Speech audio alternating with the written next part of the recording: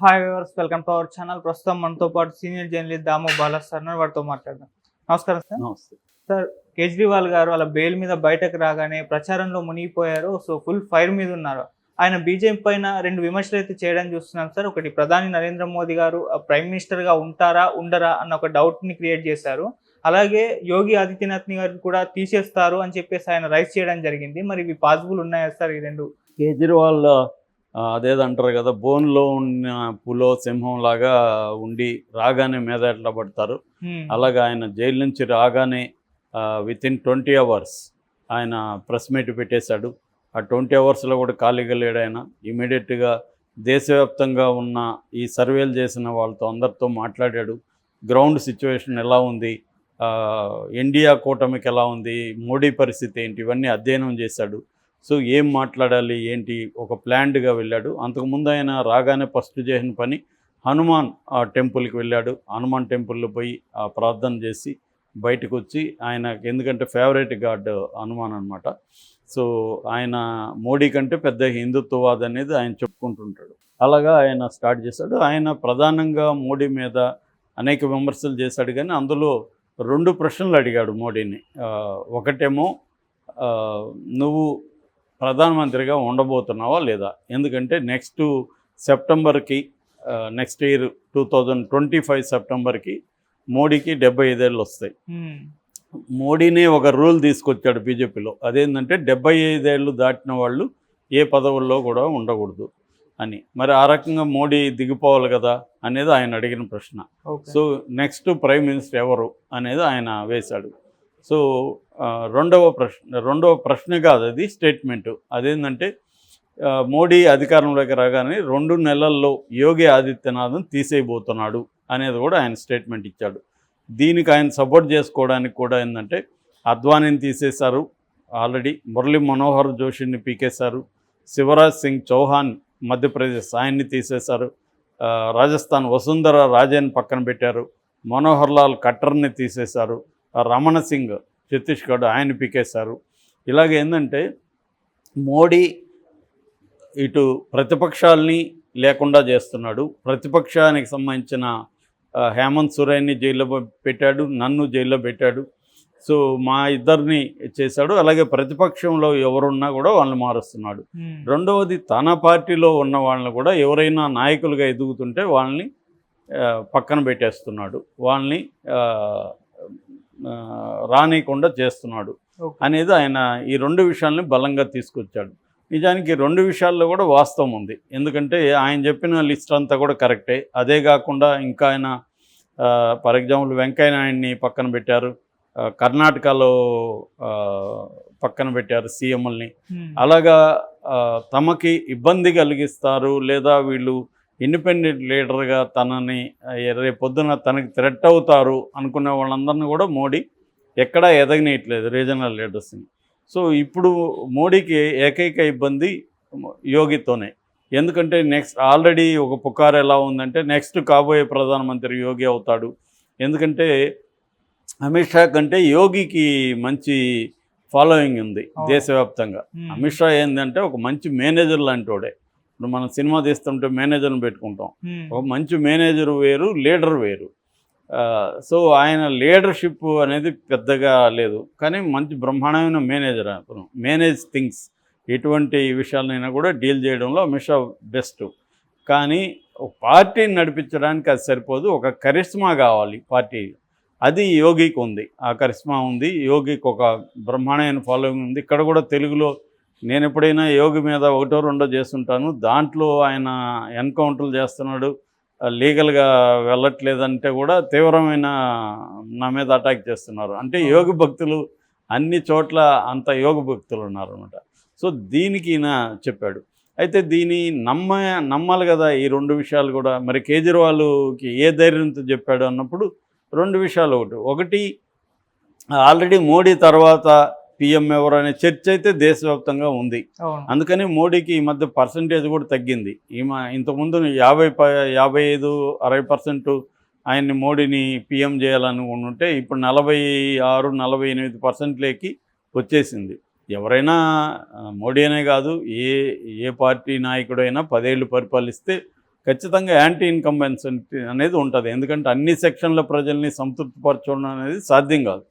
ఖచ్చితంగా అభివృద్ధికి వెనకబడిపోయి ఉంటారు చాలా సెక్షన్లు.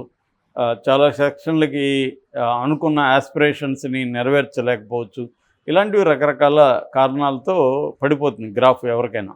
ఏదేమైనా మోడీకి 75 వస్తున్నాయనే పాయింట్ కూడా చెప్పాడు. ఎందుకంటే ఈ 75 రూల్ ఎందుకు తెచ్చాడు మోడీ?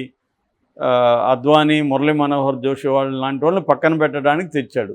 కానీ తనకు అది అప్లై అవుతుందా? అవ్వదు. అందుకనే ఆల్రెడీ సడలించేశారు. హేమాలిని లాంటి వాళ్ళని ఫర్ ఎగ్జాంపుల్ 76 ఏళ్ళు ఆమెకి ఎంపీ టికెట్ ఇచ్చారు. అలాగా ఆల్రెడీ దాన్ని పక్కన పెట్టారు. సో ఇప్పుడు ఈ విమర్శకి ఇమీడియట్గా ఇటు యోగి ట్వీట్ చేశాడు, ఇటు అమిత్ షా మీడియాతో మాట్లాడాడు. Amit Shah no replacement for Modi అని కూడా క్లియర్గా చెప్పేశాడు. మోడీకి ఇంకెవరు రిప్లేస్ లేదని. అంటే ఆయన బతికి యాక్టివ్గా ఉన్నంతకాలం ఆయనే పిఎం క్యాండిడేట్, ఇంకెవరు ఉండరు అనేది పిఎం డిక్లేర్ చేశారు. అట్లాగే యోగి కూడా అదే డిక్లేర్ చేశారు. కాకపోతే ఏంటంటే యోగి విషయంలో ఒక ప్రాబ్లం ఉంది. అదేంటంటే రాజ్పుట్ యాంగిల్ యోగికి ఉంది.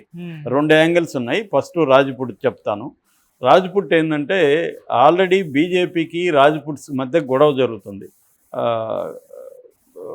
దీనికి కారణం ఏంటంటే యూనియన్ మినిస్టర్ పరుషోత్తం రూపాల అనే అతను గుజరాత్ ఎన్నికలకు ముందు గుజరాత్లో ఒక దళిత మార్చ్ జరిగింది. ఎందుకంటే ఈ పరుషోత్తం రూపాల అనే వ్యక్తి కడవా పటేదార్ కమ్యూనిటీ అనమాట. ఆ దళిత కమ్యూనిటీ, ఆ దళిత ర్యాలీలో ఏం మాట్లాడాడంటే, ఒకప్పుడు ఈ రాజపుట్ మహారాజులు బ్రిటిష్ వాళ్ళకి తొత్తులుగా ఉన్నారు, వాళ్ళు ఎప్పుడూ బ్రిటిష్ వాళ్ళకి వ్యతిరేకంగా పోరాడలేదు, చివరికి వాళ్ళ ఆడపిల్లల్ని కూడా బ్రిటిష్ వాళ్ళకి ఇచ్చి పెళ్లి చేశారు అని ఒక స్టేట్మెంట్ ఇచ్చాడు. దాంతో గుజరాత్లో ఏంటంటే 17% రాజ్పుట్స్ ఉంటారు. సో వాళ్ళందరూ పెద్ద ఎత్తున తిరుగుబాటు చేశారు, ఈయనకి వ్యతిరేకంగా ధర్నాలు రాస్తారోకోలు చేశారు, స్టేట్మెంట్లు ఇచ్చారు. ఇది నార్త్ ఇండియా అంతా కూడా స్ప్రెడ్ అయింది. రాజస్థాన్లో ఒక యువ లీడరు ఈయనకి వ్యతిరేకిస్తూ పెద్ద ఎత్తున ర్యాలీలు చేశాడు. తర్వాత ఉత్తరప్రదేశ్లో గొడవలు జరిగాయి.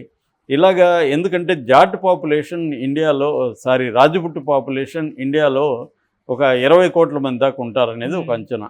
సో అందుకని వాళ్ళందరూ హర్ట్ అయ్యారు ప్రధానంగా. సో ఈయన అప్పటికీ రూపాల అనేకసార్లు సారీ చెప్పాడు, పబ్లిక్ వేదికల మీద చెప్పాడు. బట్ ఆ ఎఫెక్ట్ గుజరాత్ ఎన్నికల మీద కూడా పడుతుందన్న ఇదైతే కలిగింది. ఆయన మీద అయితే చర్య ఏం తీసుకోలేదు బీజేపీ. అయితే దాని ప్రభావం అయితే పడింది రాజస్థాన్లో, ఉత్తరప్రదేశ్లో. ఈ యోగి ఆదిత్యనాథ్ కూడా రాజ్పుట్ కమ్యూనిటీ అనమాట. సో అందువల్ల రాజ్పుట్కి బీజేపీకి మధ్య గొడవ. దీంట్లో యోగి ఆదిత్యనాథ్ ఏమన్నా ఈ రాజ్పుట్ కమ్యూనిటీని ఆర్గనైజ్ చేయగలిగితే నార్త్ ఇండియాలో కొంత థ్రెట్ అవుతుంది మనకి. అందుకని యోగి ఆదిత్యనాథ్ని ఎదగనీయకూడదని మోడీ బ్యాచ్ అనుకున్నారనేది ఒక వెర్షన్. సో అందుకని యోగి ఆదిత్యనాథ్ని ఈసారి సీఎం చేయకూడదని అనుకున్నారని.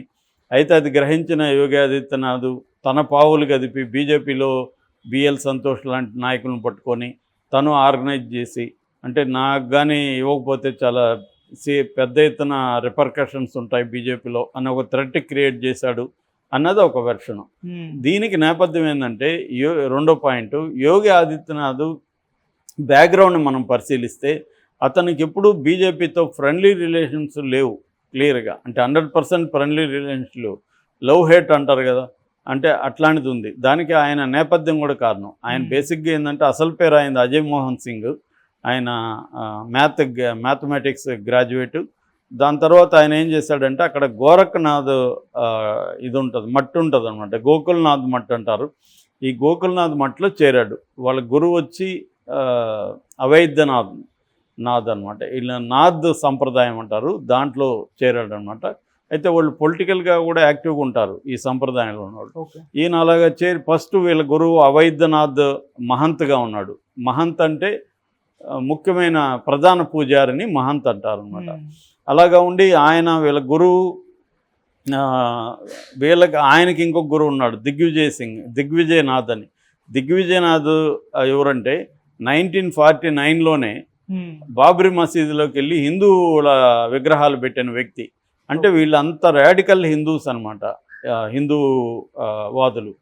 సో అలాగా ఉండి ఈయన అవైద్యనాథ్ రాజకీయాల్లోకి వచ్చాడు. 91లో ఆయన బీజేపీలో చేరాడు. అయితే ఆ తర్వాత ఆయన శిష్యుడిగా ఈయన కూడా రంగంలోకి దిగాడు. ఈయన 98లో ఫస్ట్ బీజేపీ నుంచి ఎంపీగా గోరఖ్పూర్ నుంచి కంటెస్ట్ చేశాడు. ఎవరు? యోగి. ఓకే. హిందూ వాహిని అని ఒకటి పెట్టాడు. అది సొంతంగా తను ఆ వాహిని తనని ప్రమోట్ చేసుకోవడం, హిందూ మతానికి సంబంధించి చేయడం, ముస్లింలకి వ్యతిరేకంగా చాలా డ్రాస్టిక్ నిర్ణయాలు తీసుకోవడం. ఈయన స్టేట్మెంట్లు కూడా కొన్ని ఉంటాయి. ఒక హిందువుని చంపితే 100 ముస్లింలను చంపుతాం, ఒక హిందూ అమ్మాయిని ముస్లింలు పెళ్లి చేసుకుంటే 100 ముస్లింల అమ్మాయిని హిందువులు పెళ్లి చేసుకుంటారు. ఇలాంటి స్టేట్మెంట్లు కూడా ఆయన బలంగా ఇచ్చాడు. అట్లాగే దాదాపు 5 లక్షల కోట్ల విలువైన దాని ఏమంటారు స్లాటర్ హౌసులు కావచ్చు, ఈ తోళ్ల పరిశ్రమలు కావచ్చు, ట్యానరీస్ అంటారు, వీటన్నిటిని కూడా క్లోజ్ చేయించాడు అన్నమాట. అట్లాంటి డ్రాస్టిక్ స్టెప్స్ తీసుకుంటాడు. అట్లాగే బీజేపీకి ఈయనకి మధ్య అనేకసార్లు గొడవలు కూడా ఉన్నాయి. ఫర్ ఎగ్జాంపుల్ 2007లో ఎమ్మెల్యే ఎలక్షన్లో దాదాపు 70 మంది రెబల్స్ని ఈయన నిలబెట్టడానికి రెడీ అయిపోయాడు. ఆ తర్వాత బీజేపీ నేషనల్ పార్టీ వాళ్ళు కాంప్రమైజ్ అయ్యారు. అట్లాగే 2009లో కూడా ఈ చాలామంది బీజేపీ క్యాండిడేట్లను ఓడించమని ఈయన పిలిపించినట్టుగా చెబుతారు. సో ఏదేమైనా ఈయనకు ముందు నుంచి కూడా ఇటు వీళ్ళ గురువులు అవైద్యనాథ్ వీళ్ళ ఆశీస్సులు ఉండడం, తర్వాత ఆర్ఎస్ఎస్, హిందూ మహాసభ అశోక్ సింఘాల్ కానీ, ఆర్ఎస్ఎస్కి సంబంధించిన రాజేంద్ర సింగ్ కానీ, ఎల్కే అద్వానీ కానీ, వీళ్ళందరి ఆశీస్సులు యోగి ఆదిత్యనాథ్కి ఉన్నాయి. అందుకని యోగి ఆదిత్యనాథ్ సీఎం చేయాల్సిన పరిస్థితి ఏర్పడింది. ఆయన స్టార్ క్యాంపెయినర్ కూడా చాలాసార్లు బీజేపీకి పనిచేశాడు. 2017 నుంచి ఇప్పటి వరకు ఆయనే సీఎంగా ఉన్నాడు. అయితే సీఎంగా మార్చడానికి మాత్రం ప్రయత్నాలు జరిగాయని చెప్తున్నారు.